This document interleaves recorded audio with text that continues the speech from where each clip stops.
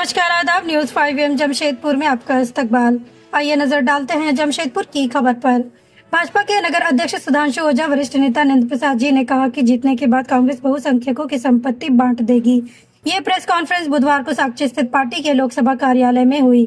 इस मौके पर नगर अध्यक्ष सुधांशु ओझा ने कहा कि राजीव गांधी के सलाहकार सैम पित्रोदा ने एक बयान दिया है कि अमेरिका में विरासत के 45% हिस्सा सरकार का होता है।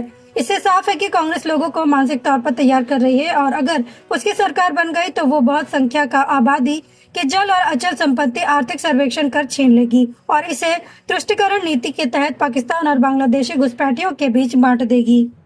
कांग्रेस और आईएनडी इंडिया गठबंधन के लोगों ने जिस प्रकार से अपने घोषणा पत्र में, कांग्रेस ने अपने घोषणा पत्र में साफ शब्दों में लिखा है कि जब हमारी सरकार बनेगी तो हम जातिगत, उपजाति के साथ साथ सामाजिक, आर्थिक सर्वेक्षण कराएंगे और एकदम, और उन्हीं की पार्टी सैम पित्रोदा का बयान है कि जो आर्थिक सर्वेक्षण होगा उसको बराबर के हिस्से में बांटा जाएगा।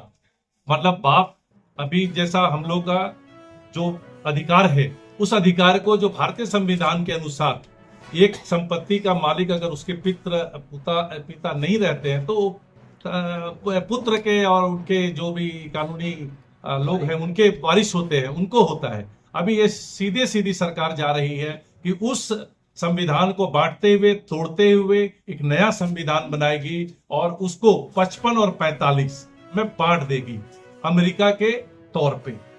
ठीक है, तो ये भारतीय जनता पार्टी इसका कड़ा विरोध करती है और इसके लिए हमारे आदरणीय प्रधानमंत्री जी ने भी पूरे मंच से हर जगह इसको ये कर रहे हैं। उसी के तहत हम लोग भारतीय जनता पार्टी इसका कड़ा विरोध करते हुए जनता के पास जा रहे हैं कि उनकी नीति, उनकी नीयत और उनका आने वाला निर्णय कितना भारतीय जनता पार्टी के लिए और इस देश के लिए कितना कुठाराघात होगा, उसको हम लोग लेके जा रहे हैं। क्या अपने हमारे माताओं और बहनों का मंगल सूत्र कोई छीनने आएगा? ये छीनने का अधिकार किसने दिया?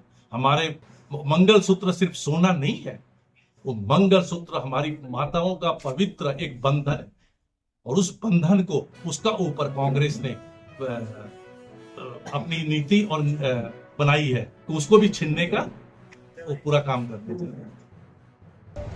भारतीय जनता पार्टी जब 2024 के चुनाव के लिए अपने मैनिफेस्टो को जारी किया, उसके बाद कांग्रेस में एक अजब किस्म का डर पैदा हो गया है। उन्होंने सैम पित्रोदा के मानसिक की उपज अमेरिकी कानून का हवाला देते हुए यह एक स्पष्ट रूप से देश के लोगों का माइंड सेट करने का प्रयास किया जा रहा है कि भारत के लोगों के संपत्ति, उनके मृत्यु के उपरांत उनके घर की जो संपत्ति है वो 55% सरकार ले लेगी।